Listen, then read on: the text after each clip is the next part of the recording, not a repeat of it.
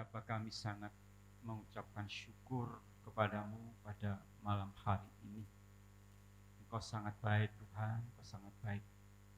Bahkan Engkau terlalu baik. Dan kami sudah merasakan kebaikan-Mu dalam hidup kami. Hari demi hari kasih-Mu menguatkan, menaungi kami. Kasih-Mu memelihara kehidupan kami. Dan dengan kasih-Mu kami merasakan suasana damai sejahtera dalam kehidupan kami. Terima kasih Tuhan, terima kasih. Di tengah keadaan akhir-akhir ini, di mana manusia goncang, hidupnya serba gelisah, tetapi kami sungguh bangga bahwa Engkau Yesus mempelai pihak surga selalu menghibur kami, menguatkan kami, terlebih dengan firman pengajaran yang selalu kami terima. Yesus selalu menguatkan kami. Yang dahulu kami merasa khawatir, merasa gelisah akan kehidupan kami karena masalah perekonomian, tetapi firman pengajaran membuat kami lebih semakin percaya dan semakin mengenal akan kepribadian-Mu, bahwa Tuhan Yesus tidak akan meninggalkan kami, karena firman-Mu sudah mengatakan, Aku sekali-sekali tidak akan meninggalkan kamu. Dan kami pun juga sungguh bangga bisa berkata, Tuhanlah penolongku. Terima kasih Tuhan Yesus, terima kasih. Kami bersyukur saat muji nama-Mu, hati kami penuh dengan sukacita. Dan sekarang kami mempersiapkan hati, pikiran kami, hidup kami untuk menerima berkat firman-Mu. Dan kami terima dengan segala kerendahan hati, supaya firman-Mu dapat masuk dalam hidup kami, dan tuntun kami Yesus untuk nantinya bisa menjadi pelaku firman, bukan hanya pendengar saja, supaya firman-Mu berkuasa atas kehidupan kami. Terima kasih Tuhan Yesus, terima kasih. Kami sambut kebenaran firman pengajaran pada malam hari ini. Berbicaralah untuk kami Yesus. Kami siap untuk mendengarkan. Di dalam nama Tuhan Yesus Kristus, mempelai pihak surga, kami peraskan doa kami. Haleluya. Amin. Puji Tuhan. Shalom. Philadelphia, kasih persaudaraan, ya yang di rumah juga, pemirsa juga di rumah, dimanapun juga berada. Kita bersyukur bahwa ya Tuhan itu baik ya, Tuhan itu baik. Dan hari-hari ini kita bisa merasakan bagaimana kebaikan Tuhan dalam kehidupan kita. Di tengah-tengah pergumulan akhir-akhir ini, banyak manusia, banyak orang semakin gelisah, semakin bingung bagaimana keadaan itu. Terutama ya masalah perekonomian. Pasti dampaknya besar sekali dengan adanya wabah virus corona ini. Semua terdampak, semua sektor terdampak. Bahkan semuanya berkeluh kesah, ya wajar karena semuanya harus menahan diri, ya. Pegawai-pegawai ada yang di PHK, dirumahkan, atau ada yang digaji separuh, atau bagaimana, pokoknya semua serba kacau, serba bingung. Tapi kita sebab bersyukur bahwa Tuhan Yesus yang kita sembah, mempelai pihak surga, selalu menguatkan kehidupan kita. Bahkan dengan firman pengajaran yang selalu kami terima, selalu kita terima, selalu Progasion terima, itu semua dapat menguatkan kehidupan kita. Sehingga kita tidak usah bimbang lagi, dan kita percaya bahwa Yesus selalu akan menolong kehidupan kita, asalkan kita mau berserah kepadanya. Ya, puji Tuhan. Malam hari ini kita akan belajar kembali firman pengajaran tentang bagaimana Yesus bergumul ya di Taman Getsemani, bagaimana doa Yesus di Taman Getsemani, pergumulannya menjelang Yesus disalibkan. Itu ada suatu peristiwa yang perlu kita ketahui bersama-sama, dan biarlah juga nanti akan sangat memberkati kita bagaimana kita bersikap dalam menghadapi situasi yang sangat menekan, sangat tertekan ya. Doa di Taman Getsemani ini merupakan doa Yesus. Bagaimana Yesus juga bergumul secara manusia, Yesus juga bisa merasakan bagaimana susahnya menjadi manusia. Sehingga kalau kita menderita, Yesus juga menderita. Jadi jangan khawatir. Kalau kita menderita, kita sengsara, Yesus sudah mengalami terlebih dahulu. Sehingga kalau kita ada keluh kesah, kita ada pergumulan, mari kita datang kepada Yesus saja. Karena Dia yang paling tahu bagaimana keadaan kita. Dan Dia sangat mempedulikan kehidupan kita. Matius 26.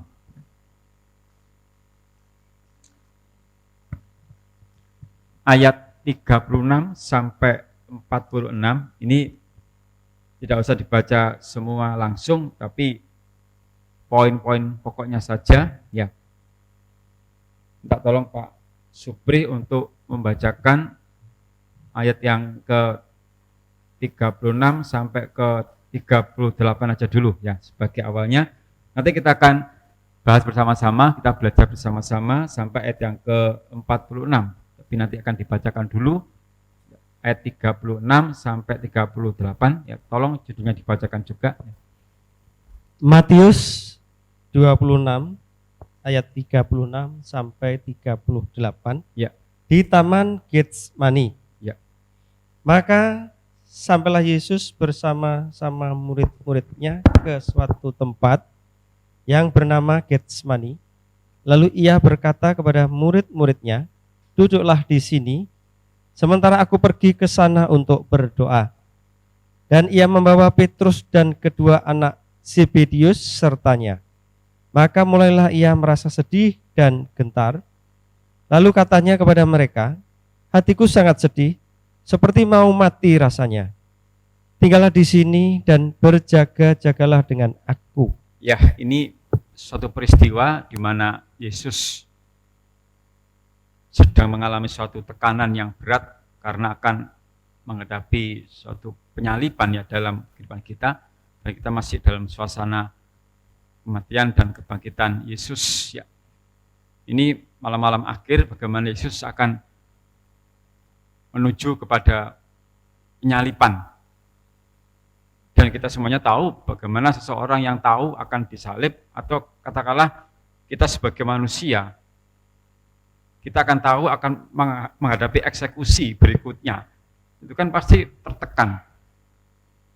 Dan setiap orang kalau sudah masa-masa seperti ini, pasti ada gerakan dalam hidupnya yang sangat tertekan sekali, hidupnya penuh dengan pergumulan, banyak masalah. Ini Yesus mengalami masalah yang berat loh nih. Karena saat itu Yesus sebagai manusia, dan dia sangat merasakan bagaimana beratnya suatu pergumulan dalam hidupnya. Jadi Yesus menghadapi masa-masa bagaimana akan menuju kepada suatu penyaliban, dan ini di Taman Getsemani ya. Taman Getsemani ini juga disebut juga Bukit Zaitun ya, karena ada juga yang mengatakan Taman Getsemani, ada yang mengatakan Bukit Zaitun. Sebenarnya sama saja, karena di situ ada banyak tumbuh pohon zaitun, sehingga juga bisa disebut juga Bukit Zaitun. Ada juga Taman Getsemani, karena di Lukas 22 ayat 39 itu dikatakan Bukit Zaitun ya. Di Lukas 22 ayat 39. Lukas 22 ayat 39. Lalu pergilah Yesus keluar kota, dan sebagaimana biasa ia menuju Bukit Zaitun. Murid-muridnya juga mengikuti dia. Ya, jadi Taman Getsemani ini juga disebut sebagai Bukit Zaitun. Jadi tidak usah terjadi perbantahan. Kalau ada yang membantah, loh kok Getsemani, kok Lukas itu Bukit Zaitun, yang benar yang mana ini? Semuanya benar ya. Taman Getsemani ini ada di Bukit Zaitun. Mengapa dikatakan Bukit Zaitun? Karena banyak tumbuh pohon zaitun. Jadi tidak usah terjadi perbantahan. Mungkin ada yang mengatakan, loh itu di Matius kok Getsemani, di Lukas kok Bukit Zaitun. Kalau dibaca judulnya di Lukas 22 ayat 39 itu juga sama, di Taman Getsemani, tapi letaknya ada di Bukit Zaitun, jadi sama ya. Oke, ini perlu saya sampaikan supaya tidak terjadi perbantahan antara Getsemani dan Bukit Zaitun. Nah, sekarang kita akan masuk ke poin-poinnya ayat 36 ya. Sebelum nanti kita akan ketahui apa kesimpulan dari firman pengajaran pada malam hari ini. Kita kembali ke Matius tadi. Sekarang ulang dibaca ayat yang ke-36 ya. Matius 26 ayat 36. Maka sampailah Yesus bersama-sama murid-muridnya ke suatu tempat yang bernama Getsemani. Lalu ia berkata kepada murid-muridnya, "Duduklah di sini sementara aku pergi ke sana untuk berdoa." Nah, di sini awal kalimat, awal ayat 36 ini Yesus mengajar betapa pentingnya hal berdoa. Seringkali kita mendengarkan tentang doa, doa, dan doa. Ya memang sangat penting. Bahkan Yesus pun sebelum beraktivitas mengajar pagi-pagi benar selalu berdoa terlebih dahulu. Ini pentingnya berdoa untuk kita pun juga keluarga Sion, pemirsa di rumah juga. Jangan remehkan jam-jam doa, itu sangat penting. Bahkan terlalu penting. Yesus pun mengawalinya dengan juga berdoa. Setiap kali melayani, setiap kali mengerjakan sesuatu dalam pelayanan pekerjaan Tuhan itu menyembuhkan orang, awalnya pasti berdoa terlebih dahulu. Dan di sini Yesus berdoa di tempat yang biasa didatangi, yaitu ya di Taman Getsemani itu. Lukas 22 ayat 39, kita ke sana dulu ya. Lukas 22 ayat 39. Lalu pergilah Yesus keluar kota dan sebagaimana biasa ia menuju Bukit Zaitun. Murid-muridnya juga mengikuti dia. Di situ ada kalimat sebagaimana biasa. Jadi Yesus ini suka pergi ke Taman Getsemani. Karena memang dalam sejarahnya Taman Getsemani ini secara lingkungan itu menyegarkan dan banyak tumbuh itu ya pohon zaitun yang buahnya itu bisa harum. Dan di situ adalah tempat yang tenang. Jadi banyak orang yang ke sana, tetapi khusus orang-orang yang sering ke sana saja yang boleh. Kalau saya membaca sejarah di Taman Getsemani ini, ya, jadi hanya orang-orang yang sering kali ke sana saja yang boleh, tidak sembarang orang. Dan Yesus ini ditulis sebagaimana biasa, berarti Yesus dan murid-muridnya itu suka pergi ke tempat Taman Getsemani ini karena tempatnya tenang. Yesus pun kalau berdoa mencari tempat yang tenang. Dan kita pun juga keluarga Sion, pemirsa di rumah, kalau mau berdoa, carilah tempat yang tenang atau dalam situasi yang tenang. Dan yang paling tenang pagi hari, itu paling tenang. Tapi paling berat juga kalau pagi hari. Maksudnya apa kalau pagi hari? Ngantuk, nah itu. Padahal itu paling tenang, paling enak, paling nyaman kalau doa pagi. Suasana hening, tapi ya itu tadi musuhnya. Tapi Yesus itu suka berdoa di tempat yang biasa didatangi. Yohanes 18 ayat 2. Yohanes 18 ayat 2. Yohanes 18 ayat 2. Yudas yang mengkhianati Yesus tahu juga tempat itu, karena Yesus sering berkumpul di situ dengan murid-muridnya. Pada akhirnya Yudas itu kan akan menangkap Yesus. Yudas tahu di mana Yesus sering berkumpul. Dan kumpulnya di Taman Getsemani. Perhatikan ya, Yudas yang mengkhianati Yesus tahu juga tempat itu. Ya di Yohanes 18 ayat yang kedua, karena Yesus sering berkumpul di situ dengan murid-muridnya. Jadi Yudas ini tahu di mana kebiasaannya Yesus untuk berkumpul dan berdoa. Tidak ada tempat lain selain di Getsemani, karena tempatnya sangat tenang sekali. Tapi poinnya adalah bukan tempat Yesus berdoa ini, tapi kita diajar oleh Yesus bahwa sebelum memulai segala sesuatu, dalam keadaan suka maupun duka, harus ada doa. Dan ternyata saudara kita, keluarga Sion, umat Allah, ada yang suka berdoa, ada yang tidak suka berdoa. Padahal itu doa itu tuh mengawali segala sesuatu, awali dengan doa dulu. Makanya pagi hari Yesus berdoa, maka pagi-pagi benar sebelum Yesus melayani, Yesus berdoa dulu. Artinya segala aktivitas itu awali dengan doa. doa. Tapi ternyata umat Allah sebagian suka mengawali dengan doa, sebagian tengah-tengahnya baru berdoa. Sumpek baru berdoa, terlambat. Awali semua dengan berdoa dulu. Yesus mengajar kita tentang berdoa. Jadi kita diajar langsung oleh Yesus loh, bukan oleh para nabi, para rasul, tidak. Langsung Yesus mengajar kita tentang doa. Pentingnya doa ini loh. Dan tidak bosan-bosannya akan saya sampaikan terus soal doa ini. Supaya kita tahu betapa berkuasanya doa. Ini jika Tuhan izinkan hari Sabtu nanti pada doa, akan saya sampaikan doa Elia. Jika Tuhan izinkan nanti akan saya sampaikan itu ya, tentang doa dulu. Kamis yang lalu doa Bapa kami, sekarang doa juga, nanti hari Sabtu juga Tuhan izinkan kita akan belajar doa Nabi Elia itu bagaimana. Karena pentingnya, jangan remehkan jam doa, jangan mereka ya. Yesus mengajar kita betapa pentingnya hal berdoa. Jangan sekali-sekali meremehkan jam doa. Segalanya awali dengan berdoa. Ayat 37 sekarang. Kita kembali ke Matius 26 ayat 37. Matius 26 ayat 37. Dan ia membawa Petrus dan kedua anak Zebedius sertanya, maka mulailah ia merasa sedih dan gentar. Dalam terjemahan lama itu susah hati. Yesus sebagai manusia juga bisa mengalami susah atau sedih. Ya karena dia akan disangkal Petrus. Kalau membaca di ayat sebelumnya, di ayat 30 sampai 35 itu Petrus akan menyangkal Yesus. Itu sedih. Kemudian Yesus juga sedih dikhianati Yudas. Sedih ditolak orang-orang Yahudi. Dan juga merasa sedih bergumul saat menghadapi penyaliban. Ini secara manusia loh ya.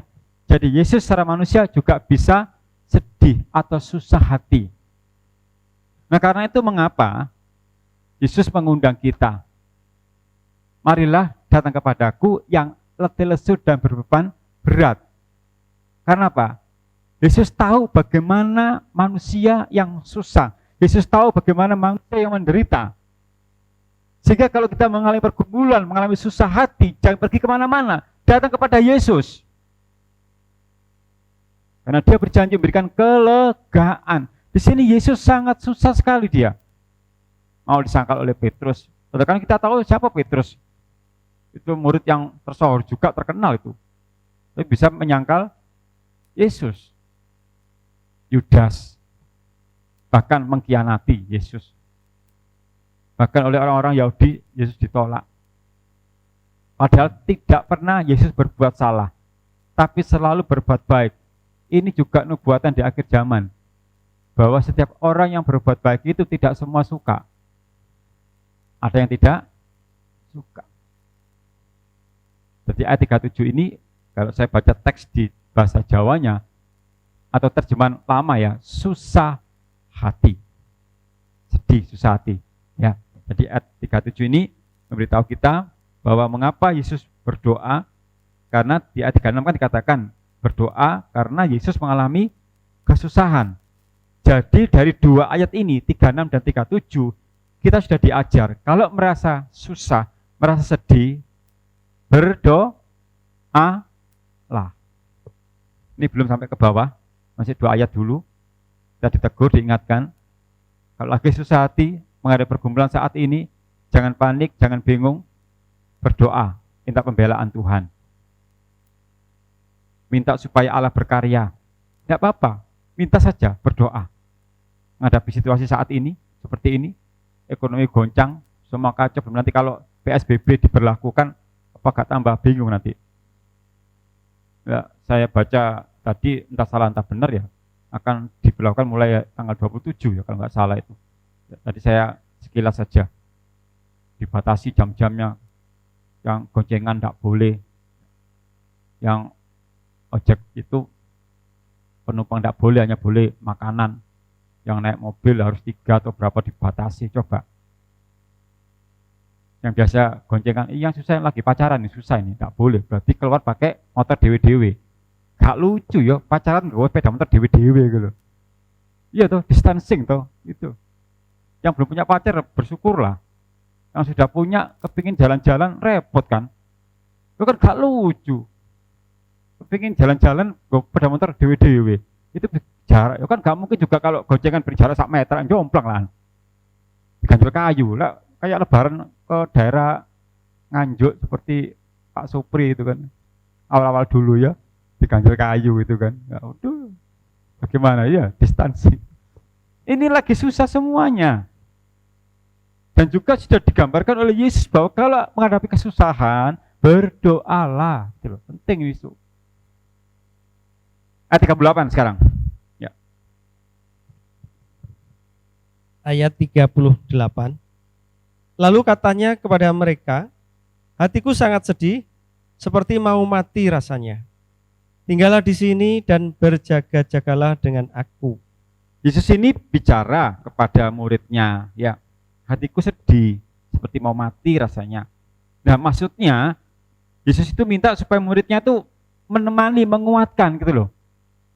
Jadi dalam satu pelayanan itu kita juga bisa meminta yang lain untuk saling mendukung, nggak susah sendiri. Yesus bicara, bercerita, ya.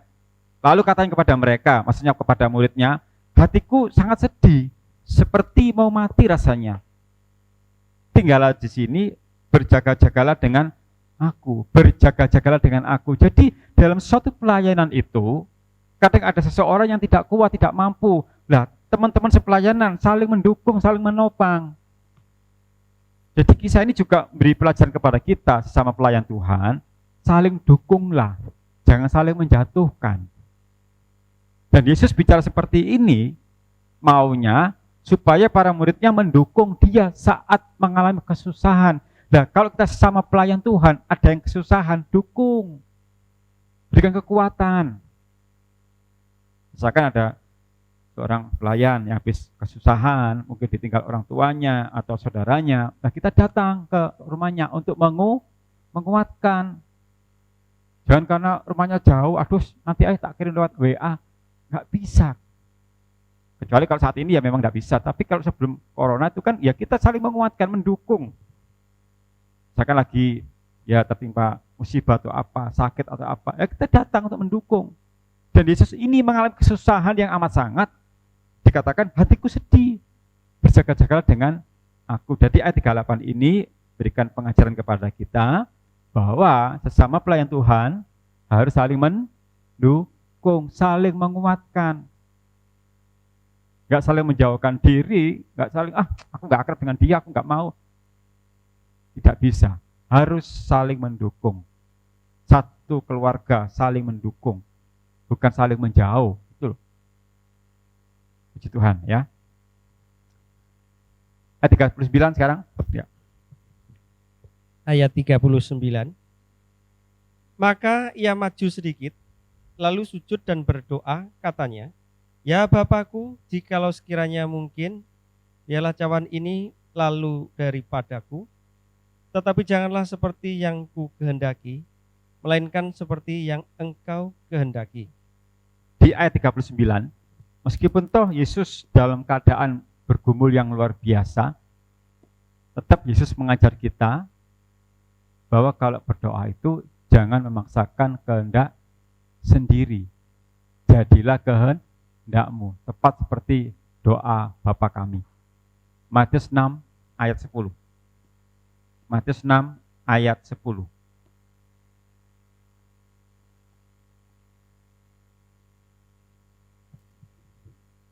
Matius 6 ayat 10. Datanglah kerajaanmu, jadilah kehendakmu di bumi seperti di surga. Jadilah kehendakmu. Jadi kalau kita berdoa, jangan lupa, Bapa, biar kehendakmu saja yang jadi. Karena apa yang kita doakan itu kadang-kadang tidak sesuai yang kita harapkan muncul. Kita berdoa supaya mendapatkan A, tapi ternyata Tuhan memberikan yang B. Di situ kita diuji, bersyukur enggak? Karena Tuhan tahu yang terbaik. Karena itu supaya tidak kecewa, dan kita mau belajar menuruti apa kehendak Tuhan, dalam setiap doa-doa kita, jadilah kehendakmu. Ya kita kalau berdoa minta, misalkan ya, berdoa supaya tunjangan naik. Kalau dikabulkan, langsung bersyukur, itu biasa. Tapi kalau saat sekarang ini, kok tunjangan naik, dipotong hijau. Bagaimana? Harapan kita kan pasti doa kita di tengah seperti saat ini, banyak bantuan datang, tunjangan dinaikkan, kalau perlu gak kerja tapi gaji woto kan gitu. Tapi nyatanya apa? Dipotong separuh. Tuhan, aku maksud ini yang terbaik loh, iya. Nah sekarang secara realitas saja ya, saya tidak membela perusahaan.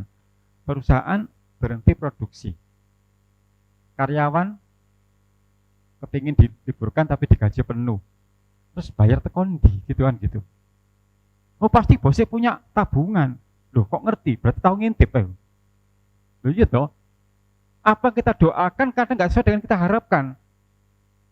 Bagaimana coba? Bersyukur enggak kita? Semua lagi stres ini akhir-akhir ini semua. Bahkan rencana mau demo segala macam ini. Waduh, nggak tahu bisa jalan atau enggak itu. Semua bingung semua. Yang kita doakan jauh dari harapan munculnya itu. Kita minta A tapi ternyata yang B.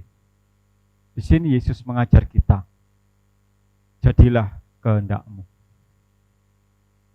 Yesus juga berdoa seperti itu. Dan kita diajar dalam setiap doa-doa kita, kuatkan iman kita. Memang kita percaya bahwa Tuhan pasti memberikan yang terbaik, tapi yang terbaik menurut kita beda menurut Tuhan.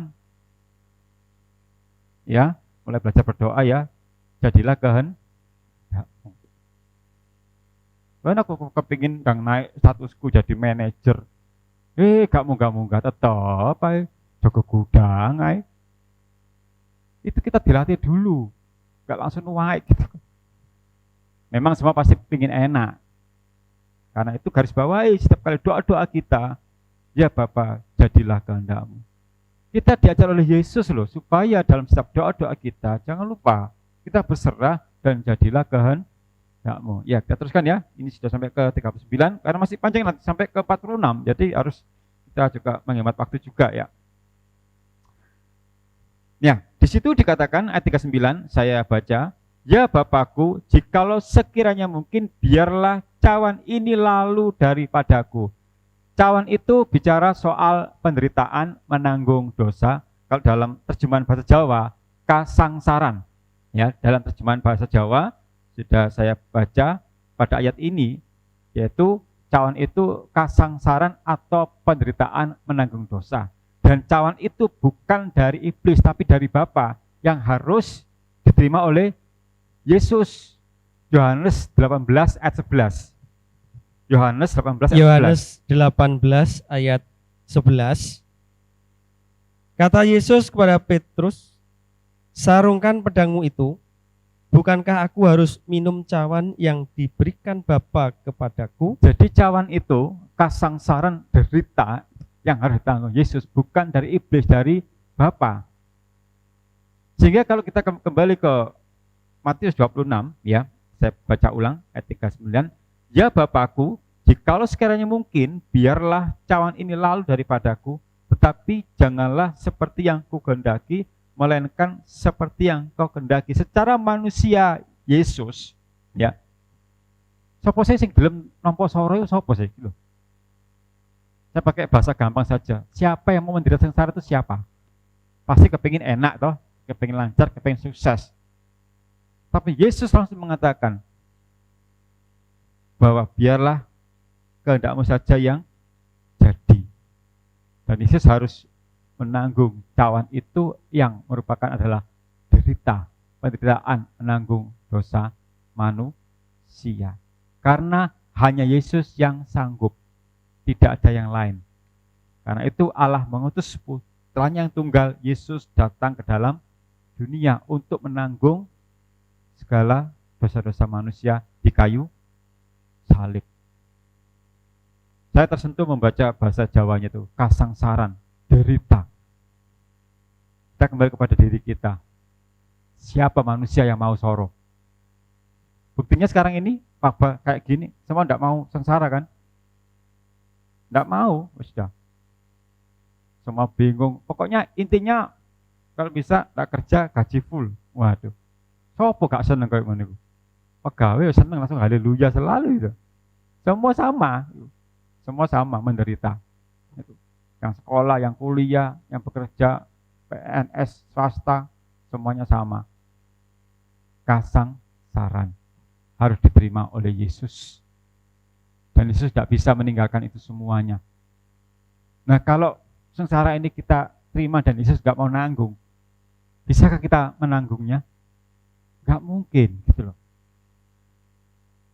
Hanya Yesus yang sanggup. Karena itu bersyukurlah keluarga Sion semua, juga pemirsa yang di rumah, kalau dia mati di kayu salib dan dia bangkit pada hari yang ketiga, bersyukurlah dia mati untuk saya dan keluarga Sion semuanya, juga pemirsa. Bersyukurlah.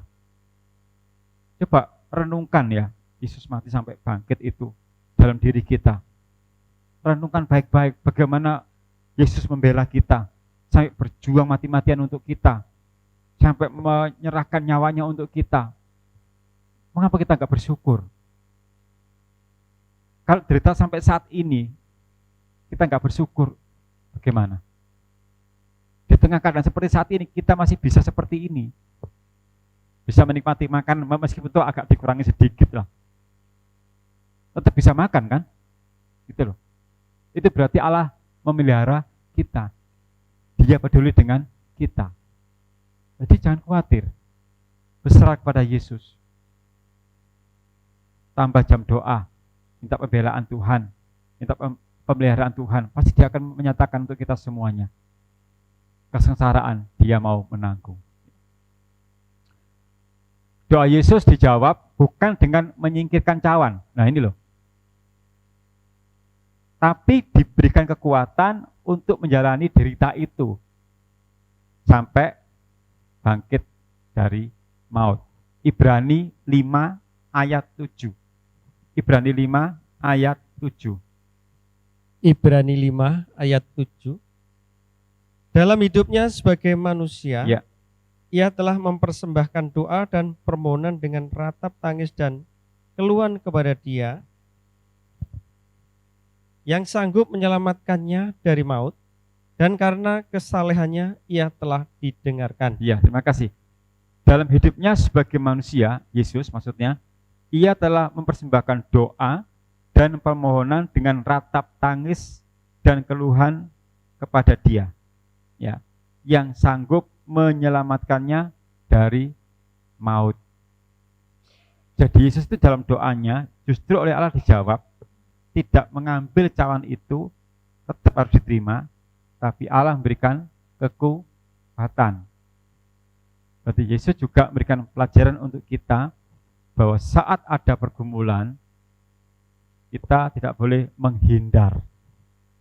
Kita harus menjalani pergumulan itu, tetap kita berdoa supaya kita dikuatkan saat menjalani pergumulan itu. Yesus tidak menghindar, Yesus nggak lari dari kenyataan. Mau terjun dalam derita itu dan juga berdoa supaya Allah memberikan kekuatan. Kalau kita ada masalah menghindar, karena masalah itu juga akan menguji iman kita. Masalah yang ada itu juga akan menguji pengharapan kita. Sejauh mana iman dan pengharapan kita. Kalau ada masalah menghindar. Kapan kita tahu iman kita bertumbuh? Kita nggak akan tahu. Jadi kalau ada masalah dalam kehidupan kita, jangan dihindari. Tetap aja dijalani, jangan lupa berdoa, minta kekuatan dari Tuhan. Misalkan saja, saya barusan aja belajar aplikasi. Karena belum pernah ya. Google Classroom ya. Saya belajar karena memang belum pernah. Saya biasanya pakai Word, PowerPoint. Begitu kena corona ini, mau tidak mau, ini kan nubuatan Pak Nadiem terjadi. Kan Pak Nadiem waktu awal menjabat kan akan bicara soal online. Itu pro dan kontra. Bagi yang sudah sepuh-sepuh itu akan menolak. Waduh, ini semua online, yang sepuh bagaimana? Menghindar dari kenyataan maunya. Corona muncul. Yang tadi protes, bisa nggak menghindar dari kenyataan? Nah, tapi nggak dibayar ya. Mau nggak mau harus kan? Nah ya itu. Saya pun juga harus belajar. Ya wes, nggak apa-apa. Kalau saya menghindar, nggak akan iso-iso. Padahal Google Classroom akan dipakai terus. Sampai selesainya corona, mungkin juga sampai terus. Itu loh. Nanti lama-lama sekolah nggak ada, nang omah kabeh. Online semuanya, guru online semua. Itu kan ya bahasa mudanya, nubuatannya Pak Nadiem awal menjabat itu kan banyak yang nggak suka. Bukan banyak ya, separuh nggak suka, terutama yang usia 50 ke atas. Waduh, online gimana? Jadi corona ini juga ada satu hikmah juga. Di balik peristiwa ada hikmah. Coba kalau corona, nggak mungkin muncul, waduh online classroom bingung semua. Zoom, aplikasi Zoom muncul, sekarang terkenal Zoom itu. Dulu kan jarang-jarang orang, gara-gara kok corona. Itu yang terjadi ya. Ini contoh saja bahwa kalau ada masalah kita terus menghindar, kita tidak akan tahu, tidak akan ngerti-ngerti, susah. Makanya ini saya berikan contoh yang paling gampang saja, dan kita kembali kepada Yesus ya. Yesus saat mengalami pergumulan, dia tidak akan lari. Tetap biar kehendakmu saja yang jadi. Dan dia menerima cawan itu. Dan Allah memberikan kekuatan. Ayat 40, kita kembali ke Matius 26 ayat 40. Ya. Ayat 40. Setelah itu ia kembali kepada murid-muridnya itu dan mendapati mereka sedang tidur. Dan ia berkata kepada Petrus, tidakkah kamu sanggup berjaga-jaga 1 jam dengan aku? Ya, setelah itu ia kembali, setelah Yesus ke taman, kembali lagi, maksudnya mau mengajak muridnya untuk berdoa. Ditinggal turu. Tetapi Yesus meskipun mengetahui muridnya tidur, tetap berdoa lagi. Nah kalau kita ngerti koncone turu, turu, lo koncoku gak berdoa ya turu pisan aku. Halo? Mau berdoa di gereja sendirian, loh kok koncoku jek turu? Wes turu mana aku? Halo? Yesus tahu murid tidur loh. Loh turu mana? Iku murid iku turu. Lah iya om, murid aja bisa tidur, masa kita nggak boleh? Loh boleh. Siapa yang larang untuk tidur? Tapi itu kan jamnya doa. Doa plus turu gitu kan. Apa turu plus doa? Nah, bagaimana dengan kita? Coba itu direnungkan ya. Meski ditinggal tidur, Yesus tetap berdoa. Juga mengajar kita, kuatkan iman. Kalau kita mau berdoa, teman-teman kita masih tidur, bala kabeh turu, ojo nyung sepane. Ya langsung duduk berdoa gitu. Kuatkan iman ya. Ya ini untuk yang kamu muda-mudi saja ya. Yang barusan belajar berdoa gitu. Kalau sudah sepuh-sepuh sudah ahli berdoa tidak usah diajari. Kamu muda-mudi kan begitu. Ada mau berdoa goncang iman, koncone turu-turu mana gitu kan. Haleluya. Tidak apa-apa om, Tuhan tahu isi hatiku, bagus. Ya, gitu ya. Jadi ini yang ditegur siapa nih? Yang paling utama nih. Petrus loh ya, itu. Karena Petrus ini rodok sombong titik. Karena di ayat yang atasnya ya saya baca ya, di ayat yang ke 33 ya. Saya baca ya, di Matius 26 ayat yang ke 33. Ini Petrus agak-agak sombong ya. Agak ya.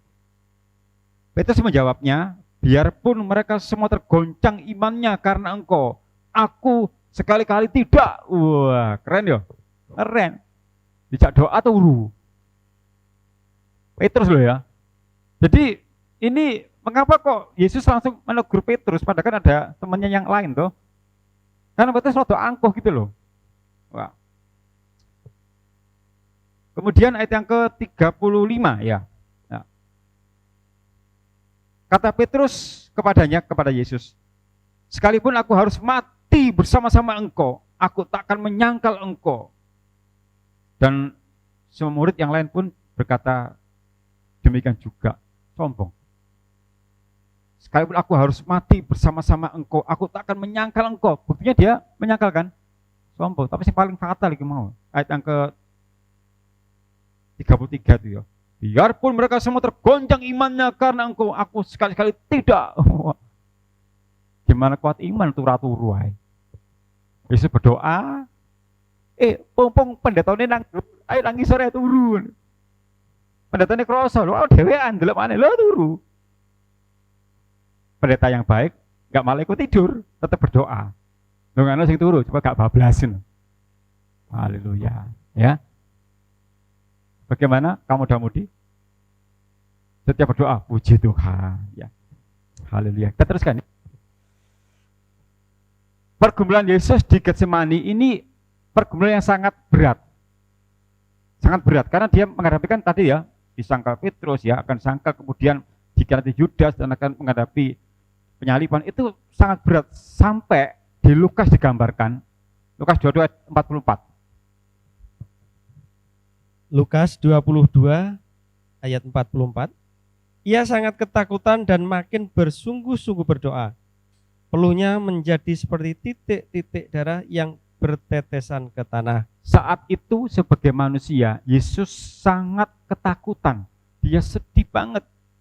Dan karena itu makin bersungguh-sungguh berdoa. Sampai ya, peluhnya menjadi seperti titik-titik darah yang bertetesan ke tanah. Di situ di Taman Getsemani, cuaca tidak panas, tapi dingin sejuk. Tapi di sini dikatakan peluhnya menjadi seperti titik-titik darah yang bertetesan ke tanah. Dan ini secara klinis, secara medis itu istilahnya hematohidrosis. Artinya apa? Dalam dunia medis, itu pembuluh darah di sekitar kelenjar keringat itu bisa pecah. Kalau seseorang terkena stres yang sangat dalam, dia tekanan sangat dalam, sehingga pembuluh darah di sekitar kelenjar keringat bisa pecah. Dan akhirnya masuk kepada keringat dan muncul sebagai titik darah. Tapi kasus ini sangat jarang sekali terjadi, sangat jarang sekali terjadi. Dan mengapa Lukas bisa menulis seperti ini? Karena dia tabib, dokter yang tahu soal medis. Dan secara terperinci Lukas menulis ini. Tadi saya cek di Google ya tentang sakit ini, istilahnya hematohidrosis. Tadi saya lihat di Google bagaimana. Panjang sih, ya panjang. Bahasanya juga bahasa biologi gitu dokter. Tapi saya simpulkan, jadi ada pembuluh darah di sekitar kelenjar keringat yang bisa pecah kalau orang itu sangat stres, sangat tertekan. Tetapi penyakit ini sangat-sangat langka di dunia. Sehingga bisa kita gambarkan bahwa Yesus saat itu sangat stres, sangat tertekan hidupnya. Secara manusia loh ya, saya bicara Yesus secara manusia ya.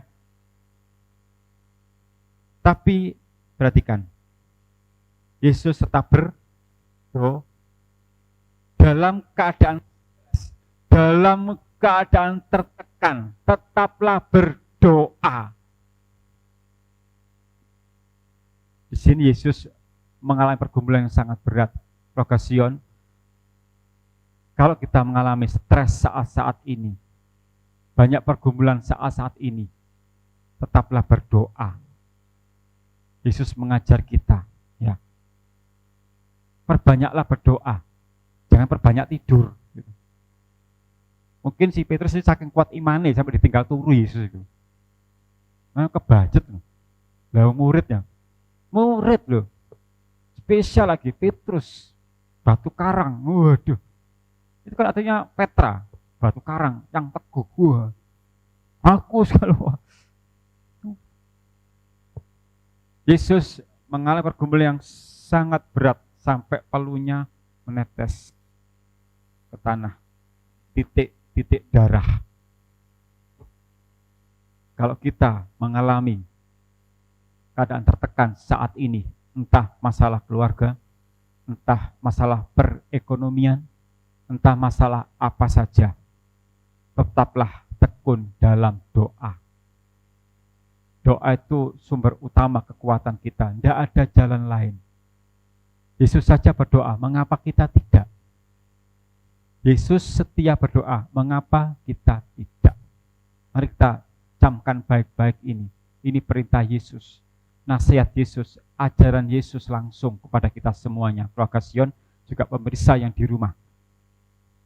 Dalam situasi seperti saat ini, berdoalah. Berdoalah. Supaya kita tidak gampang goyah.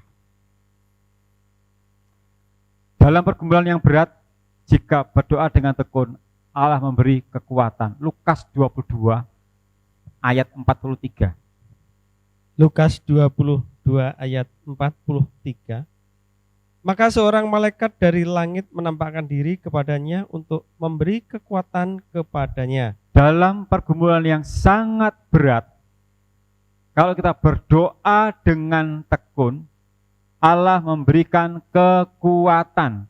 Perhatikan ayatnya. Maka seorang malaikat dari langit menampakkan diri kepadanya untuk memberi kekuatan kepadanya. Yang artinya adalah kalau kita bertekun dalam doa di saat banyak masalah, banyak pergumulan, maka Allah memberikan kekuatan. Kita dikuatkan pasti. Dan orang yang suka berdoa itu dia tenang. Ada masalah dia suka berdoa, dia tenang, gak panik hidupnya. Gak panik, karena dia tahu Tuhan pasti memelihara kehidupanku. Sekarang ini yang dipanikkan kan masalah sembako. Semua panik loh. Sampai disediakan di Jatim Expo itu. Ya tuh, mau disarankan ke sana tapi diusahakan lewat online. Sampai Bu Kofifa berikan saran, jangan panik buying gitu kan. Jadi jangan panik untuk membeli. Tetap dibatasi juga, murah harganya, di bawah harga pasar. Semua panik, ya gara-gara corona itu. Tapi kalau kita bertekun dalam doa, kita ada suatu ketenangan, madep, mantep, lan percaya. Di mana-mana orang yang suka berdoa, saya percaya dia tenang hidupnya. Tenang, yang lain bingung segala macam, dia tetap tenang. Karena dia percaya Tuhan pasti membela. Aku berperang hati kamu dan kamu diam saja. Asalkan kita mau berserah loh ya, full berserah. Tuhan tidak akan membiarkan kita. Memberikan kekuatan. Maka seorang malaikat dari langit menampakkan diri kepadanya untuk memberi kekuatan kepadanya. Kalau saat ini kita lagi gelisah, lagi bingung, tidak tahu masalah apa, saya tidak tahu. Berdoalah supaya Allah memberikan kekuatan kepada kita semuanya. Ayat 41, kembali ke Matius 26, ayat 41, dibaca aja semuanya. Ayat 41. Berjaga-jagalah dan berdoalah, supaya kamu jangan jatuh ke dalam pencobaan. Roh memang penurut, tetapi daging lemah. Jangan jatuh, berjaga-jagalah dan berdoalah, ya. Kita diperintahkan loh ya, berdoalah, jangan tidurlah ya. Supaya kamu jangan jatuh ke dalam pencobaan. Ini satu permohonan kepada Allah supaya kita tidak kalah oleh pencobaan. Karena pasti akan ada, ujian hidup pasti ada. Gak mungkin kita menghindar, pasti ada. Tapi supaya kita tidak kalah, berjaga-jagalah dan berdoalah. Lagi-lagi kita diajar supaya berdoa agar tidak jatuh ke dalam pencobaan. Kenapa kok kita harus berdoa? Karena di ayat berikutnya, roh memang penurut tetapi daging lemah. Kita berdoa supaya Tuhan itu memberikan kekuatan supaya kita tidak lemah. Itu loh ya, 41 ya. Berjaga-jagalah dan berdoalah supaya kamu jangan jatuh ke dalam pencobaan. Roh memang penurut tetapi daging lemah. Manusia nggak mampu apa-apa loh. Manusia kan terbatas kekuatannya. Jika Yesus berikan pengajaran kepada kita, berdoalah. Daging itu lemah gitu loh. Gak mampu, gak punya kekuatan apa-apa. Buktinya ada masalah dikit aja kita panik. Bawengus segala macam. Fakta toh bahwa kita itu lemah. Masalah dikit aja panik, bingung segala macam. Gak tenang dulu, berdoa dulu, gak panik segala macam gelisah. Itu membuktikan daging itu lemah. Karena itu berjaga-jagalah dan berdoalah. Supaya kita dikuatkan. Iman dikuatkan. Itu penting, itu sangat penting. Jangan lupakan jam-jam doa. Kita tiru Yesus, maka pagi-pagi benar Yesus berdoa. Dan saya juga mau meniru Yesus. Setiap pagi saya berdoa. Ya, mari kita berusaha berjuang, berdoa. Ya gimana caranya biar nggak ngantuk, ya cuci muka segala macam atau apalah gitu. Supaya bisa berdoa dengan tenang. Dan pasti akan merasakan enak, fresh di badan itu. Tapi kalau nggak pernah berdoa, pasti kacau pikirannya, sumpek pikirannya. Gitu. Orang kalau nggak pernah berdoa, itu pasti sumpek hidupnya. Pasti. Nggak bisa tenang. Kalau nggak percaya, buktikan aja. Ya. Lihat aja perbandingannya yang suka berdoa dan tidak, kan pasti kan beda. Yang satu tenang, satu umum, gak karu-karuan. Itu pasti. Ya, yang penting supaya kita berdoa supaya tidak lemah. Kita. Ayat 45 dan 46. Ya. Dibaca semuanya. Ya. Ayat 45 dan 46. Sesudah itu ia datang kepada murid-muridnya dan berkata kepada mereka, tidurlah sekarang dan istirahatlah. Lihat, saatnya sudah tiba bahwa anak manusia diserahkan ke tangan orang-orang berdosa. Bangunlah, marilah kita pergi. Dia yang menyerahkan aku sudah dekat. Kesannya di ayat 45 sampai 46 ini Yesus bodoh gitu loh. Di ayat 45 dikatakan tidurlah, tahu di ayat 46 bangunlah. Kapan turunnya? Lagi bareng tukang tangi. Kan gitu loh. Kan kayaknya kan gitu ya. Tidurlah. Ayat 46 bangunlah. Tapi kalau kita melihat di Markus 14 ayat 41 ada kata cukuplah. Kita kesana dulu ya. Markus 14 ayat 41. Markus 14 ayat 41. Ya. Kemudian ia kembali untuk ketiga kalinya dan berkata kepada mereka, tidurlah sekarang dan istirahatlah. Cukuplah, saatnya sudah tiba. Lihat, anak manusia diserahkan ke tangan orang-orang berdosa. Nah, ada kata cukuplah. Jadi Yesus itu bermurah hati. Ya. Tadi dikatakan kok kamu tidur nggak berjaga-jaga ya. Karena kemurahan hati Yesus ya. Wis turu dhisik dulu ae wis cukuplah. Mari ayo ndang tangi, ojo terus teru gitu ya. Ora turu kayak bahaya itu kan. Jadi gembala yang baik itu tahu mungkin dombanya capek habis kerja ya. Wis turu dhisik le, dulu ae. Cukuplah tuh, berarti ojo suwe-suwe lek turu gitu loh. Sak cukupe lek turu, ojo kakean turu gitu loh. Karena mentang-mentang liburan ndak kerja, tangene jam 12, jam 1. Waduh. Ya sak cukupe gitu loh.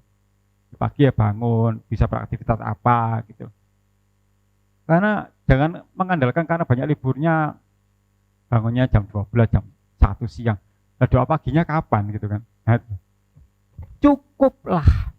Jadi antara ayat 45 sampai 46 ada sedikit jeda waktu supaya mereka istirahat karena akan lagi bertugas. Yesus itu sebagai gembala yang baik tahu bahwa domba-dombaku butuh istirahat sedikit saja, cukup untuk nanti beraktivitas. Dan Yesus gak sempat tidur karena berdoa. Nah, muridnya turu, gurune berdoa. Itu murid yang baik gitu. Yesus langsung mengajak, ya sudah cukup, bangunlah ya. Jadi antara ayat 45 sampai 46 ada sedikit jeda waktu dengan kata-kata cukuplah. Jadi kalau tidur secukupnya. Berapa jam sehari? 8 jam. Bonusnya 14 jam ya. Jaga-jaga aja ya. Sekarang ayat 46 ya. Matius 26 ayat 46 khusus ya. Ayat 46, bangunlah, marilah kita pergi, dia yang menyerahkan aku sudah dekat. Kata marilah kita pergi itu bukan untuk menghindar dari kenyataan. Bukan menghindar dari masalah. Tapi Yesus justru mengajak untuk marilah kita pergi, mengajak para muridnya untuk menemui prajurit yang akan menangkapnya. Lo coba. Yesus kan tahu karena akan ditangkap. Yesus nggak lari dari pergumulan. Yesus nggak lari dari masalah. Tetap akan dihadapi. Itu contoh untuk kita, ajaran untuk kita. Kalau ada masalah, kita hadapi, bukan menghindar. Karena kalau menghindar, nggak akan selesai masalah itu. Hadapi, selesaikan. Depono, gitu loh. Yohanes 18.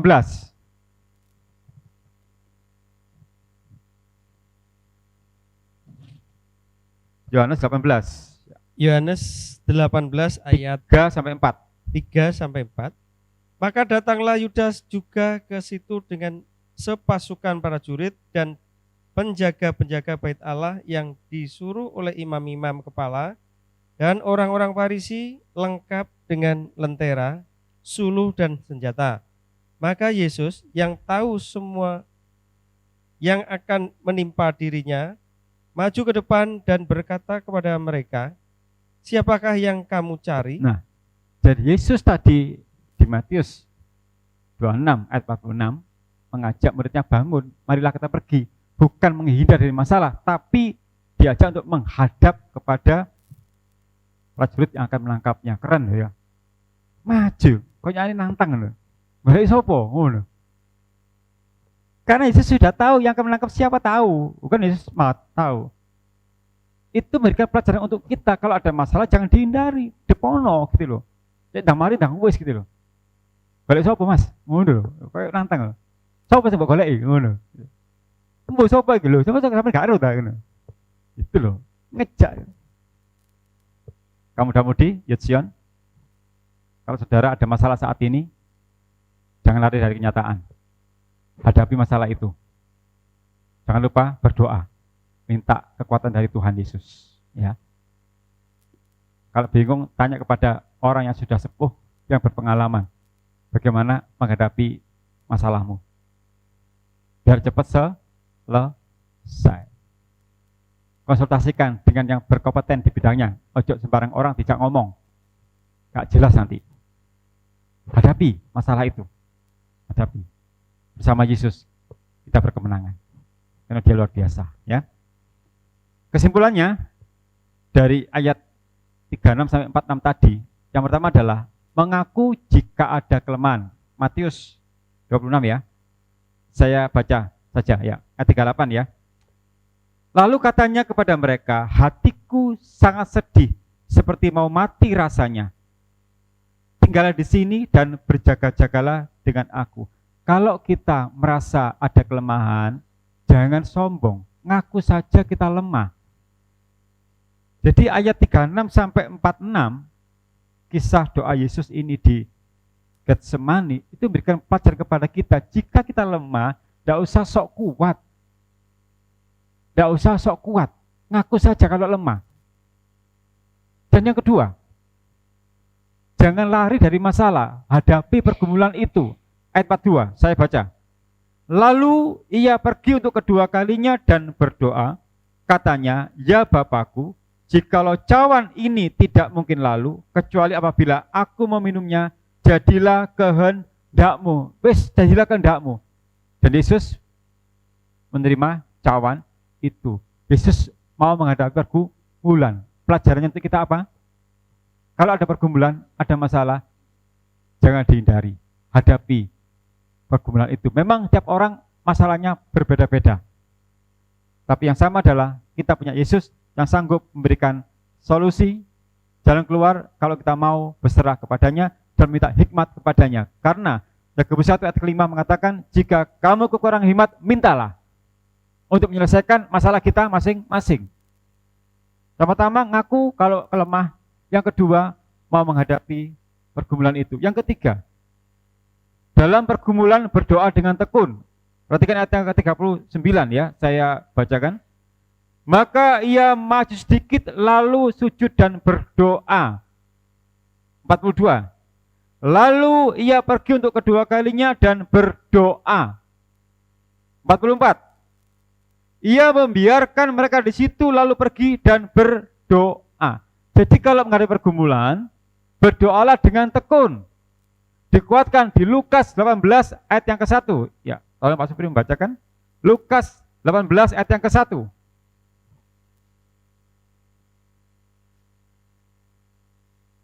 Lukas 18 ayat yang ke-1. Lukas 18 ayat yang ke-1. Ya. Yesus mengatakan suatu perumpamaan kepada mereka untuk menegaskan bahwa mereka harus selalu berdoa dengan tidak jemu-jemu. Mereka harus selalu berdoa dengan tidak jemu-jemu. kita harus tekun dalam doa, karena hanya doalah sumber kekuatan saat menghadapi pergumulan. Dan Yesus dikuatkan karena berdoa. Yesus dikuatkan saat bergumul mau menghadapi penyaliban karena berdoa, dikuatkan. Jangan remehkan tentang doa itu. Dan Yesus berserah, jadilah kehendakmu. Dan malam hari ini, sebesar apapun masalah kita serahkan kepada Yesus. Dan kita berdoa memohon supaya ada pertolongan dalam kehidupan kita. Kita tutup Alkitab kita, saksikan firman Allah pada malam hari ini. Kita kuserahkan padamu, haleluya.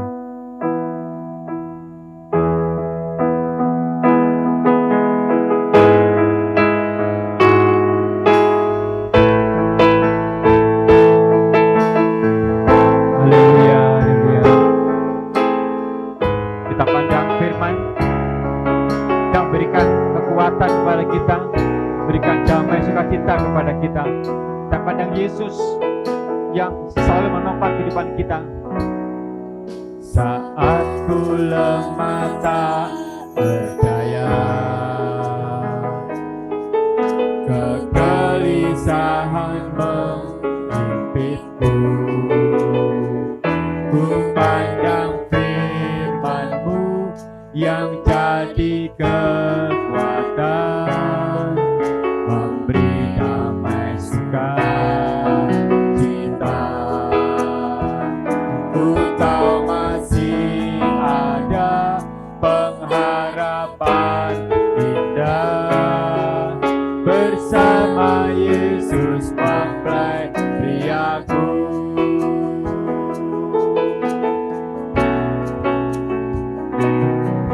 Saat ku lemah tak berdaya, kegelisahan menghimpitku, ku pandang firman-Mu yang jadi kekuatan, memberi damai sukacita. Ku tahu masih ada pengharapan indah bersama Yesus mempelai priaku. Semua gelisah ku serahkan padamu. Ya persoalanku,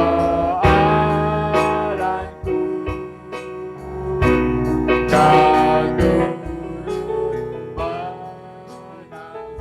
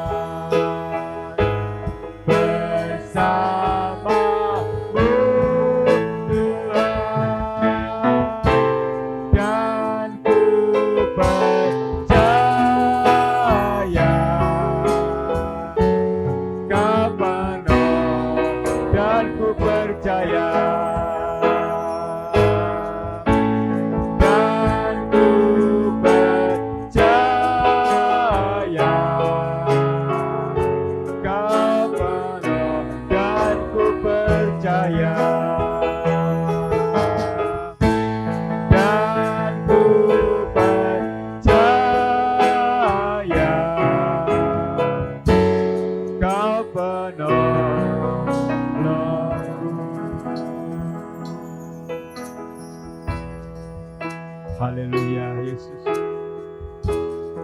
Haleluya, haleluya. Haleluya, haleluya. Haleluya.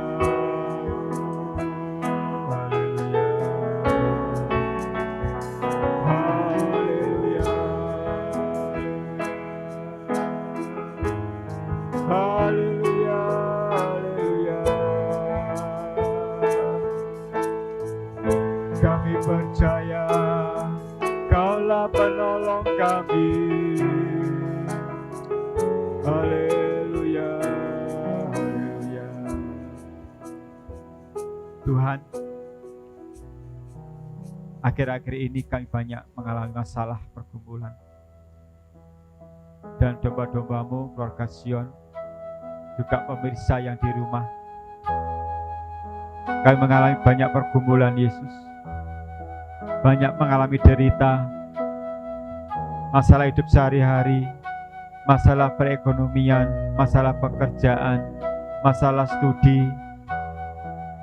Terasa berat Tuhan bagi kami secara manusia, dan kami sangat lemah Tuhan. Kedagingan kami sangat lemah Tuhan. Tetapi kuasa firman-Mu pada malam hari luar biasa. Berikan penghiburan kepada kami, memberikan kekuatan kepada kami Tuhan. Karena Engkau sendiri juga menanggung, bahkan lebih berat, sampai pelumu menitik darah. Engkau sangat berat Yesus menanggung banyak pergumulan. Karena itu kami hanya berserah kepadamu Yesus. Biarlah kami tetap berserah kepadamu, bertekun di dalam doa, memohon kekuatan dari Engkau Yesus. Sebab Engkau sudah mengajar kami di dalam pergumulan, di dalam derita, harus semakin tekun berdoa. Tuhan, kuatkan kami saat-saat ini. Kuatkan kami Yesus. Kuatkan keluarga Sion. Kuatkan pemirsa yang di rumah saat ini yang menyaksikan tayangan ini. Kuatkan kami semua Tuhan. Kuatkan Tuhan. Kami membutuhkan pertolongan-Mu Yesus untuk bangsa dan negara kami ini. Memberkati semua tim-tim yang berjuang keras bertaruh nyawa untuk mengatasi masalah wabah penyakit ini. Inilah pergumulan kami yang berat Tuhan. Kami perlu Engkau, dan biarlah kami semakin merendahkan diri kami, berdoa, berdoa, dan berdoa, memohon uluran tangan-Mu Yesus, supaya kami tetap tabah, sabar, menahan kesesakan saat-saat ini. Dan biarlah kami semakin bergantung hanya kepadamu saja, mengandalkan Engkau di dalam segala perkara. Kuatkan kami Tuhan, kuatkan kami Tuhan. Tanpa Engkau kami tidak akan bisa. Kami sangat lemah, kemampuan kami sangat terbatas Tuhan. Tapi Engkau tidak terbatas, karena bagi Allah tidak ada yang mustahil. Nyatakan kuasa-Mu Yesus. Kami memerlukan Engkau Yesus, kuatkan kami. Kami percaya Engkau sanggup menolong kehidupan kami Tuhan. Dan biarlah semua gelisah kami serahkan ke dalam tangan-Mu. Haleluya, haleluya. Semua gelisahku, semua gelisah. Nyanyikan dengan penuh permohonan, nyanyikan dengan penuh iman. Kita serahkan semua gelisah kita, pergumulan kita, derita kita. Yesus sanggup menanggung. Yesus sanggup menanggung. Haleluya. Ku semakin kuat hanya bersama-Mu Tuhan. Haleluya.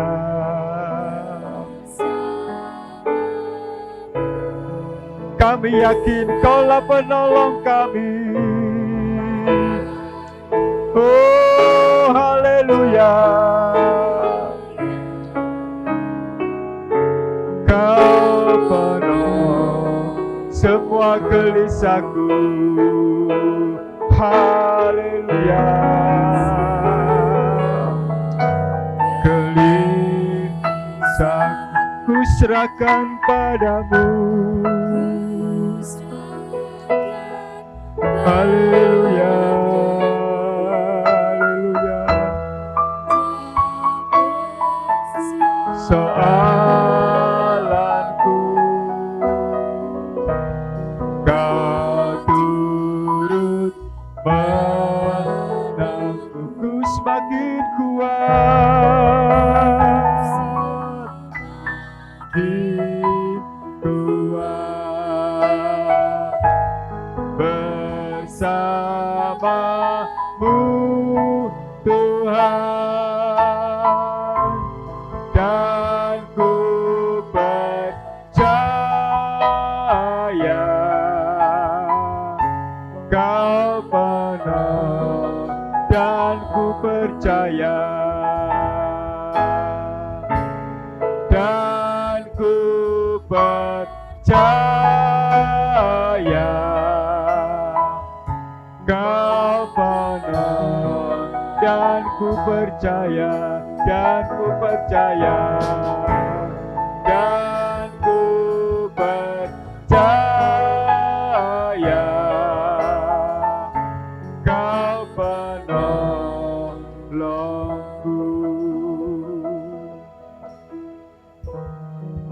Dan ku percaya Engkaulah penolong kami Tuhan. Semua gelisah kami serahkan kepadamu. Semua kelemahan kami serahkan kepadamu Yesus. Karena kami percaya Yesus sanggup menanggungnya. Dan kami semakin dikuatkan karena Engkau yang menguatkan kami, bukan karena kekuatan kami, tapi karena kuasa-Mu yang menguatkan kami. Biarlah kami semakin hari semakin merendahkan diri di bawah kaki-Mu, memohon kekuatan-Mu Yesus, untuk kami bisa menjalani pergumulan demi pergumulan, derita demi derita, dan masa depan kami, hari-hari kami ke depannya sepenuhnya kami serahkan ke dalam tangan-Mu. Kami percaya Kaulah penolong kami. Terima kasih Tuhan, terima kasih, kuatkan iman kami Tuhan. Kami bersyukur untuk ibadah pada malam hari ini. Kau sudah memberikan berkat firman pengajaran kepada kami, dan firman-Mu sangat berkuasa memberikan kehidupan dalam kehidupan kami. Terima kasih Tuhan, terima kasih, dan biarlah kami akan melaksanakan yang menjadi kehendak-Mu pada malam hari ini, supaya kehidupan kami dikuatkan, dan juga kehidupan kami bisa menjadi berkat dimanapun kami berada. Nama Yesus yang dipermuliakan. Terima kasih Engkau sudah menyertai ibadah kami dari awal hingga selesainya, dan kami sangat bersyukur bahwa semuanya berjalan dengan baik oleh karena kemurahan-Mu dalam kehidupan kami. Terima kasih Tuhan Yesus, terima kasih. Dan sekali lagi kami berdoa untuk bangsa dan negara kami, memberkati pemerintahan kami, memberkati Bapak Jokowi dan semua yang terlibat di dalamnya untuk mengatasi masalah ini, masalah virus ini. Semua kami serahkan ke dalam tangan-Mu. Kami percaya di saat nanti kami berkemenangan. Terima kasih Tuhan Yesus, terima kasih. Ini doa ucapan syukur kami. Di dalam nama Tuhan Yesus Kristus, mempelai pihak surga, kami berdoa bersyukur. Haleluya. Amin. Selamat malam, Yesus memberkati kita semuanya.